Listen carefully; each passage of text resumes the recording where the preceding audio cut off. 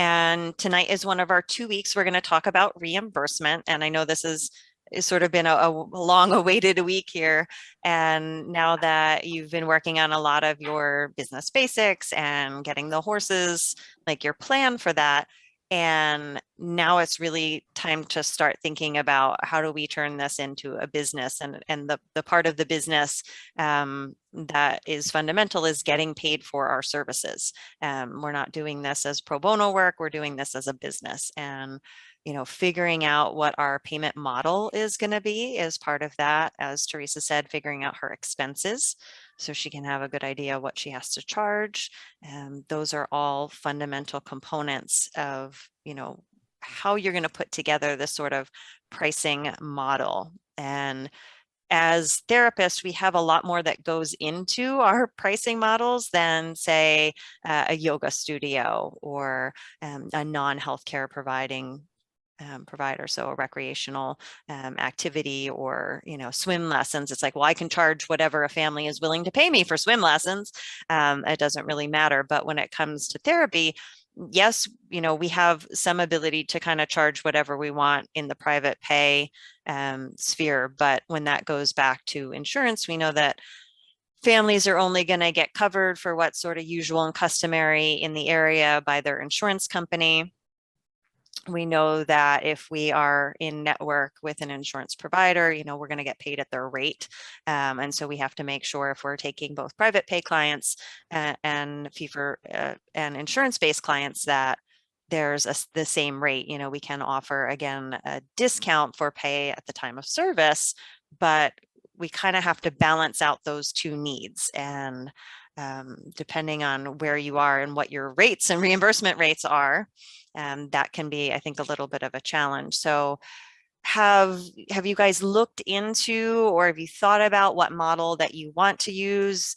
Do you have questions more off the start? So let's kind of start with our model. What do you think you're going to use, or do you have questions about models?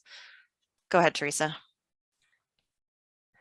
Well, okay. So I've been thinking a lot just about the cash-based model, because then it's got to be easier in the sense that you're not dealing with the insurance and that. And, the one facility that is up and running and very, very successful, that's outside of my geographic area.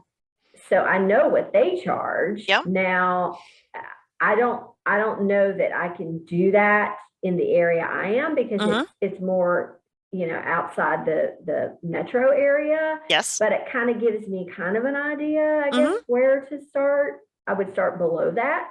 Right. But I don't know. The whole insurance model, that is overwhelming to me. I'll be honest right now. Like, trying to do all of that and that piece too.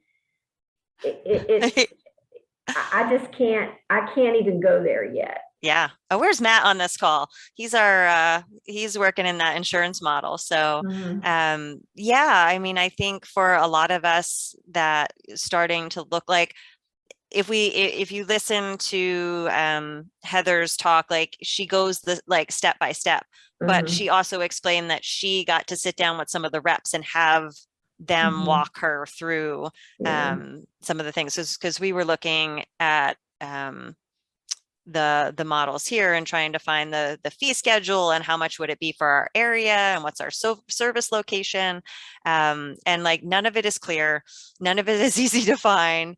And so if you are in an area where you can support a cash-based business to get started, that I think can be helpful for us as a business owner. And Heather said she did the same thing for the first couple years when she was staying small. So depending on what your goals are, she was looking to support her family on her private practice income. That may be different than what you're looking to do with your income. So that's part of your decision process, is saying, how much am I looking to make from this business? Do I want it to eventually become my full-time business?